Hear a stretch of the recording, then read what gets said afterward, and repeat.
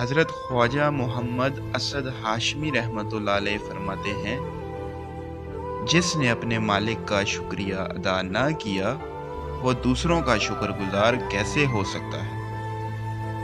جس نے خلق خدا کا شکریہ ادا کیا اس شخص نے خدا کا بھی شکریہ ادا کیا۔